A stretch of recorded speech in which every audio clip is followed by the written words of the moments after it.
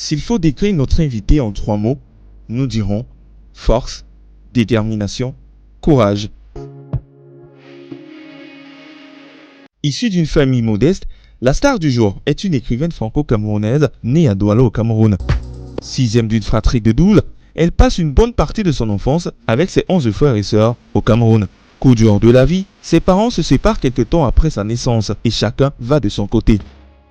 Son père, disparu dans la nature, ne la reverra pour la première fois qu'à l'âge de 16 ans. Calix Béala, puisqu'il s'agit d'elle, et l'une de ses sœurs issues de cette union seront récupérées par leur grand-mère maternelle qui les élève à sa manière en les inculquant de nombreuses valeurs. Le manque de moyens financiers suffisant contraindra sa sœur à mettre ses études en exergue pour permettre à notre invité de suivre son étoile en faisant ses preuves à l'école. Notre hôte ira tour à tour à l'école principale du camp Bopi à Douala, puis au lycée des Rapides à Bangui, en République centrafricaine. Elle reviendra plus tard, cette fois-ci, au lycée polyvalent de Douala. Élève ambitieuse, elle étudie au Cameroun jusqu'à l'âge de 17 ans, avant de s'envoler pour la France, où elle passe son baccalauréat, se marie et se consacre à ses études de gestion et de lettres, s'imprégnant de la culture ambiante et des civilisations environnantes.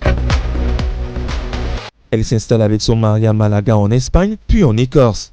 Passionnée des lettres, elle embrasse une carrière d'écrivaine avec de nombreuses œuvres telles que C'est le soleil qui m'a brûlé, tu t'appelleras Danga, Seul le diable le savait, Le petit prince de Belleville, Maman à un amant, Lettre d'une africaine à ses sœurs occidentales, Les honneurs perdus, La petite fille du réverbère, Amour sauvage, Lettre d'une afro-française à ses compatriotes et plein d'autres. Des œuvres sanctionnées de plusieurs récompenses, à l'instar du Grand Prix littéraire de l'Afrique noire pour son roman Maman un amant, le Grand Prix du roman de l'Académie française pour Les horreurs perdues et le Grand Prix de l'UNICEF pour La petite fille du réverbère en 1998.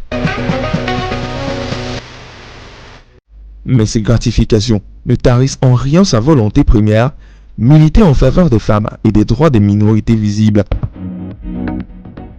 Mesdames et messieurs, veuillez accueillir comme il se doit l'une des plus belles plumes de la littérature camerounaise, une héroïne de la nation, Calix Béala.